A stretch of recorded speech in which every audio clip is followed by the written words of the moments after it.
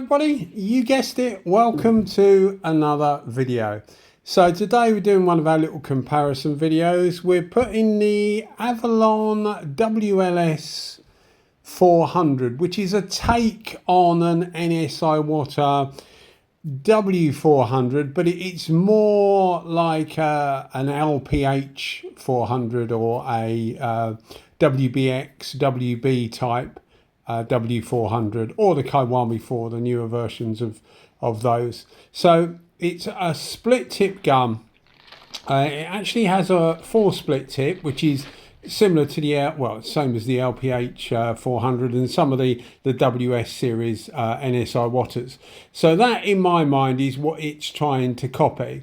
And I'm putting that up against the Porphis PRD627, and that's in 1.3. So the Porphis for me is overshadowed by the 717, and I'm not quite sure why really. The 717 is it's a physically bigger gun. The 627 is a smaller gun, only by a bit. It is a full-size gun. It's not a midi gun or anything like that. But what it does do is it gains some manoeuvrability because it is physically smaller, it's lighter, it's easier to use. It's a totally different type of gun to the 717. Yes, it's a Porphis, and yes, it's got a 4 split tip, which is why I'm putting it against the Avalon in this video. But this runs nicely at 2 bar. Now the 717, I know a lot of people run them at higher, but I find at 1.5 bar, which is about 20 psi, 21 psi, that thing delivers in spades. It's particularly with a good quality clear coat. Whereas this likes 2 bar, you have it lower, which you can do for base coat. I find 1.7, 1.8 bar, so what's that, about 25 psi for base coat. It works absolutely fine. But for clear coat, I like it at 2 bar, so 29 psi. And it flies it on. Reminds me of a WS400, which is actually quite an accolade, because the WS400, in my top 12 clear coat videos, the WS400 got given 50 out of 50 for performance. I genuinely haven't been disappointed by any of the Porphis guns that I've got. I've got a PHS 135, which is it's their cheapest gun really. And some of the plating on the front of the gun has come away, where you screw the tip in and out. But I did say that at the time when I did a review of it. I did say that at the time. But since then, I've used it for mainly primer, because I've got a 1.8 set up and a 1.3. And it's worked really, really well. And it works well for clear coat in 1.3. So even their cheapest gun, I've been genuinely impressed by. So yeah, I mean, I haven't found one of their guns yet that I really don't like. Obviously some are better than others, but they're priced differently as well. Like the PHS is, what was that, about $50 US, $40 US, something like that. And something like this, the 627 in this video, is about $240, $250 US. So yeah, you know, there's a difference in price, so there's going to be a difference in quality. But certainly for the money you're paying, I haven't found any bad guns at all from them. I will mention that I've got a discount code that if you're interested, you're welcome to use it. It's only 5%.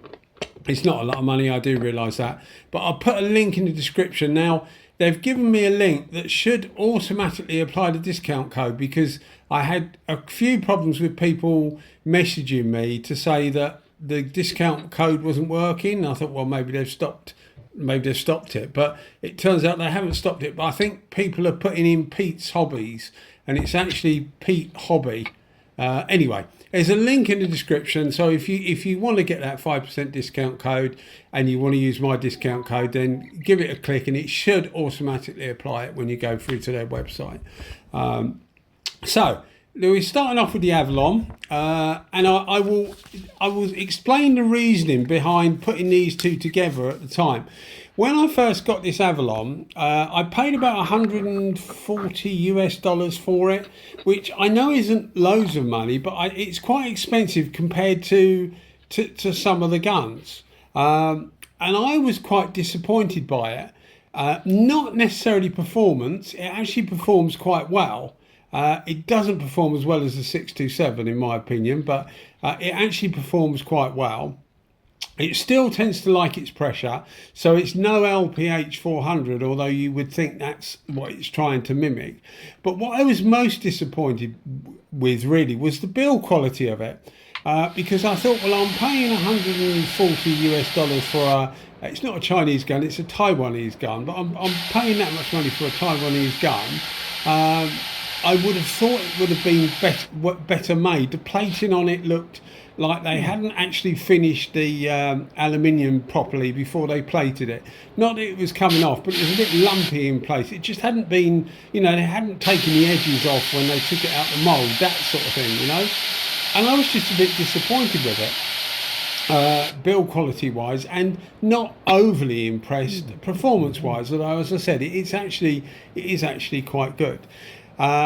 Now this was before I got the Avalon A60s and A30 guns, which are a totally different level to this gun. So I thought, well, I would dig this video out because I have got some with the newer Avalon guns up against Porphis guns and the WS400, all the guns that I regard as good clear coat guns normally. And I have used them for base coat as well, and it actually does quite well with base coat. Most of the split tip guns do quite well with base coat, but they don't encourage people that like a wet coat of base coat. It doesn't really encourage that because the fan tends to be normally quite big. The atomization is quite fine, so you might find that it's a little bit it's not delivering quite enough material even when it's flat out. Whereas when you're doing things like candies and things like, some metallic colours, silvers and things like that, you don't actually want it on too heavy because you end up getting darker edges. It just needs to go on normally a bit drier, and then the metallic stands up nicely, and you can blend it in nicely if you're trying to blend something in. So with the Avalon, as I say, I thought I'd dig this video out because my mind's totally been transformed with their A30 and their A60 guns, which I have now got and been using, and the build quality is a totally different level. It must be said that also the price is a different level. So they always say you pay for what you get, and that's not always true, to be fair, because I've got spray guns like the Porphis spray guns that in my opinion are as good as a 600 GB pound gun, so as good as a $850 gun, for a third of the price, if not less. So you don't always get what you pay for, but you often get what you pay for, and that's the idea of these videos really. I spend the money and you get to know whether one's better than the other or not. So yeah, my opinion of Avalon has been totally transformed, but not by this gun, but by their A series, the A30, and as I said, the A60 as well, which I have the HTE and the UMP.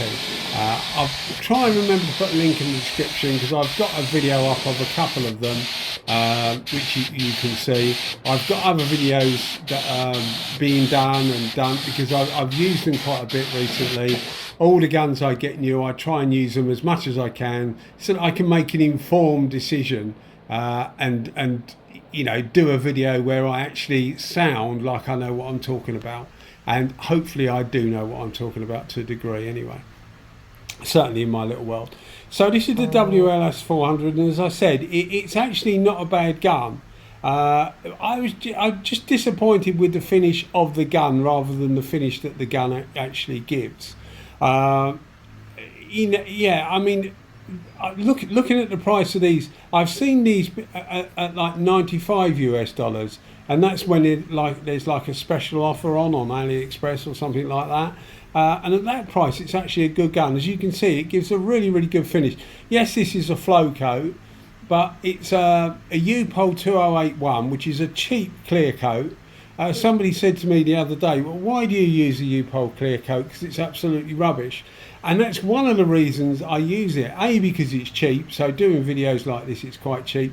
But it also makes me and the gun work much harder, because it is definitely harder to get a good finish with it. Now, I've used it for quite a few years on various projects that you don't want to spend a lot of money on, or people don't want to spend a lot of money on, and it actually works okay, and I know how to use it. And once you know how to use something, you can actually get quite good finishes, as you saw just then.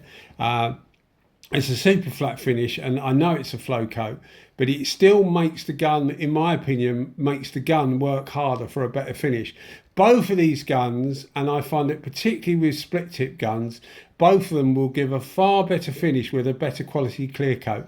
I think it's just because they split it up better. You know, when you talk about finer atomization, obviously what you're talking about is the actual particles when they leave the gun. Finer atomization means that those particles are smaller. So when those small particles hit what the object they're hitting, in this case a wing or a fender, they effectively all bunch together and flow into each other, and that flowing out is what gives you a nice smooth finish. Now, you'll notice in the videos that I do actually heat the clear coat up, and I use a microwave for that. I will just say that it's not recommended at all, but heating your clear coat up is definitely recommended. I'll put a link in the description to a video that tells you a bit more. That's getting more views now, because I made it about 4 years ago, and the difference was quite stark. I haven't watched a video. I never watch my own videos, as anybody would probably tell you that make videos. You very rarely watch your own videos. You edit them, of course, but you don't actually watch them once they're up. I think it was something like 8 seconds. It was a 4:4 cut, which is like a standard measure, and I think this clear coat went through something like I think it was, no, it wasn't 8 seconds. It was something like 18 seconds when it was warm. I can't remember, but the difference was about 300% difference just by warming the clear up. You know, the speed with which it went through the cup. Obviously, the warmer it was, the faster it went through the cup. So it does make a lot of difference to the flow of the clear coat. And it's becoming increasingly obvious now, since I started putting this in my videos, that people have started heating their clear coat up. Some are using the microwave, as I say. I don't recommend that. But any way you can find of heating your clear coat up, people use. You can get like paint warmers, which are effectively like a little kettle, and you put your paint in it, so it has a little bowl of water, effectively. I think that's what they are anyway. But anyway, you can find of doing it, but it really does make a difference. And it's how, like, people look at my stuff and they say, oh, you get a really good finish. Not wishing to blow my own trumpet, but I do actually get quite a good finish. And one of the reasons is actually heating that clear coat up, because it does make it run out. But yeah, back to the Upol clear coat. It's not a particularly good clear coat, but it does make these guns work harder, and both of these guns would give you a far better finish with a better quality clear coat. Something somebody else asked me as well, while we're in the mixing stage of the clear coat, you see I use a small pair of scales there, and it seems to create quite a bit of interest from people that would rather, because they see it as an easier way of mixing their product, and it's not really that technical. When you're mixing clear coat and you're reducing base coat, it's really not that technical to get it right. If it's not in your technical data sheet, most technical data sheets of products that you use, and it will be dependent on what product you use, but most of them will have a weight ratio as well as a mix ratio. So it'll say 2:1, for example, which is quite straightforward. So if you've got 100 milliliter of clear coat, you put it against, or you mix it with 50 milliliters of hardener. So with weight, obviously you're just doing the same, but by weight, and it will normally say something like, depending what scales you're using, but I normally use grams. So it will say something like per 100, for 100 grams of clear coat, you need 48 grams of hardener. So it's often nearly the same. So you don't have to be that technical about it. But if you're unsure, so your technical data sheet doesn't actually say, just measure out 100 millilitres of your clear coat, and then 50, if it's 2 to 1, 50 millilitres of your hardener, and just keep a note of that measurement. So then you know that 100 millilitres of clear coat is, say for example, 104 grams, and 50 millilitres of hardener are 45 grams. So you then just pour in, you know, if you want 200 mixed millilitres, you just work it along so that you're getting the same amount. Obviously you need to divide it by the amount you actually want. So to keep it simple, if you wanted 300 millilitres of clear coat, you would weigh out, in the example I give, I think it's 204 I said, you would, sorry, 104, you would weigh out 208 grams of clear coat, and you would, I think I said 45, didn't I? You would use 90 grams of hardener, and that would give you the correct mix. And it is easier than putting it in a mixing cup sometimes. If you use PPS cups, normally it's on the side of the cup. But if you're making up small amounts, I normally use the manufacturer's cup, because often I'm only using like 100 or 200 millilitres of clear coat.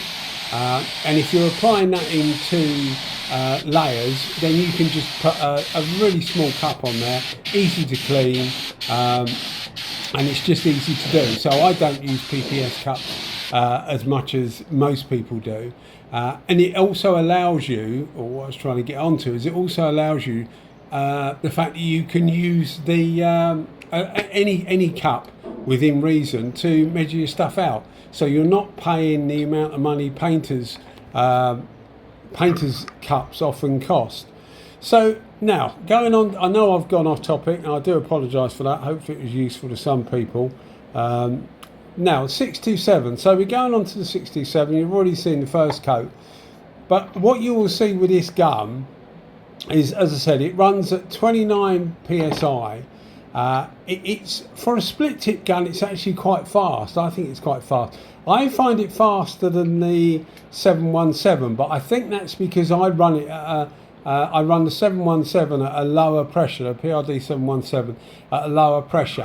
So if you up the pressure, you will also normally speed the gun up, because the air pressure, it doesn't push the clear coat out, it pulls it through. So it creates like a vacuum at the front, and it draws the clear coat out. So it stands to reason the higher pressure, the more clear coat it draws out, so the faster the gun makes. Still slow by normal standards. If you compare this to the 65, PRD65, which is actually the same body, you can buy a tip set, so it changes the needle, tip and cap. You can change that into a PRD625, and then it becomes a rocket. It literally will show a SATA 5000, and I did do a video, I'm sure I did a video and put it up, of the 627 against the SATA 5000. And one of the reasons we use the same panels is so that you can actually look at the final coat, because it's more representative of it's a better judge of speed of the gun, and it actually did the panel faster. So all these split tip guns are relatively slow, but I find the 627 actually works quite well and seems to be a little bit faster. But as I say, I think it's just the pressure, but a little bit faster than the 717. But I think this is overlooked, this gun. As you can see, it gives superb results. I think it's as good as a WS400 performance-wise, which is really, and that's the Series 2. Or the Series 1, long story with the Series 1 and the Series 2. I don't think the Series 2 is any better than the Series 1. It's certainly easier to set up, but you can tweak the Series 1 and get it to perform really well. But it always has performed really well. The thing that people didn't like often about the Series 1 was that you couldn't use it on full fan because it just didn't like it. As I say, it's a long story. If you search through my back catalogue of videos, you will find out much more on that story.